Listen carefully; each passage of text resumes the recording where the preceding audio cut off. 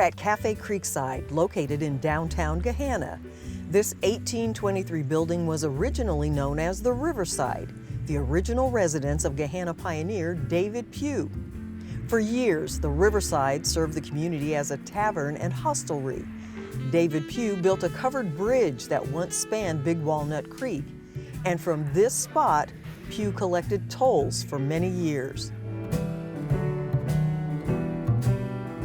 Today, Cafe Creekside serves up breakfast and lunch, and it's the perfect spot to talk about another pioneering organization, the Big Walnut Country Club, built by Columbus African Americans who were barred from joining other recreational organizations.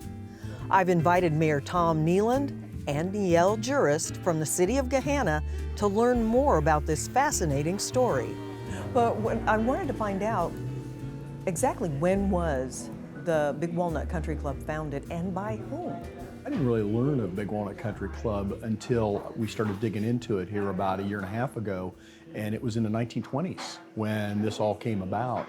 And it was so intriguing because of the people that were part of this that, you know, the more you read and the more you learned, the more you wanted to know. And who were they? Who were these people? There were 8 principals of folks that were part of the founders, but Nimrod Allen is the one that comes to mind the most because his name comes up quite a bit in almost every aspect of the club.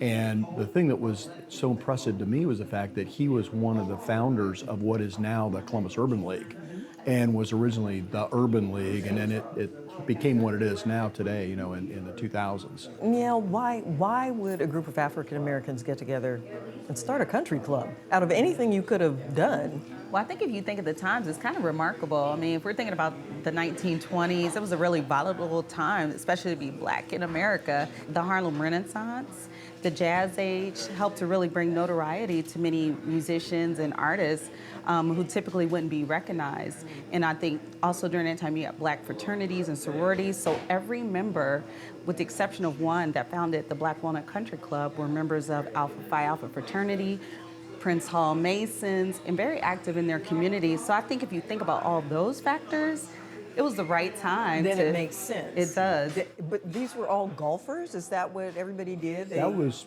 got together and went to this place. Oh, they had to more golf? than golf. They had an 18-hole golf course, but they also had a clubhouse. They had beauty pageants that they held. They were very politically motivated too because they had a number of very high-profile politicians come in and do presentations and be interviewed and so forth from back in the 1920s even until the early 1950s. So it was a very, very interesting group. So why did they pick Gahanna? Well, I think like when we were doing the research, there was a gentleman who owned that 18 acres of land, and his daughter went to Gahanna Lincoln High School.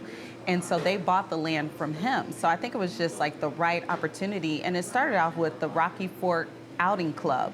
That's what initially started us. And then they decided we want our own clubhouse. So that's when it transitioned to the Big Walnut Country Club and expanded. And I think they wanted to have this so that they can socialize, have recreational opportunities, because again, it was still a segregated time. And so they wanted something that they can really just enjoy themselves and not feel any type of pressure or anything like that.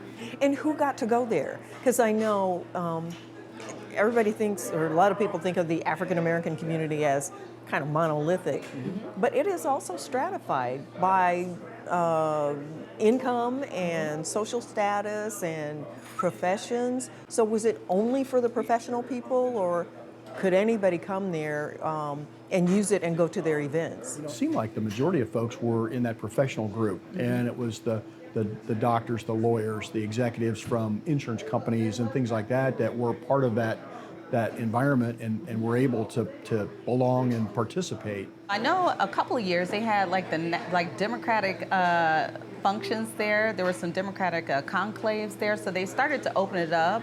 Probably like in the 1950s, 1960s. It was open to the community. I think they started as integration started to come into place. I think more and more people, they just opened it up to the community. Because I was looking at some of the flyers, I was like, oh, I think this is open to everyone. Yeah.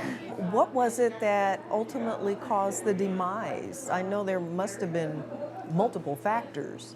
You know, we tried to dig into that more and more. There's a little bit of history that's lost, but it looks like it just waned and was out of, you know, just Like the times out were of changing, out of vogue, and right? It was just, generations were exactly interested in other things. And now we've got the large Friendship Park area back here, which was actually the first park that the city had. Why was it important to the city of Gahanna to save this particular history?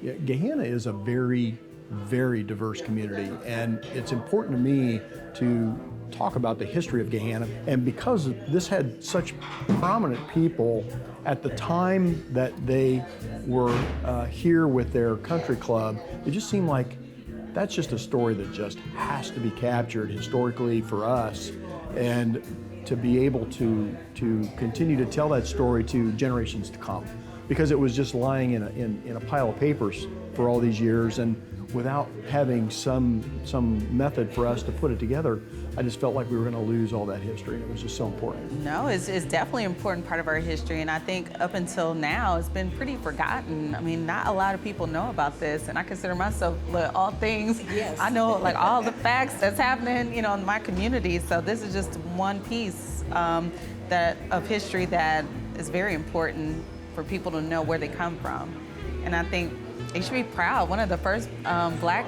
country clubs in the nation. See, that was my thought. A lot of pride goes with knowing about this.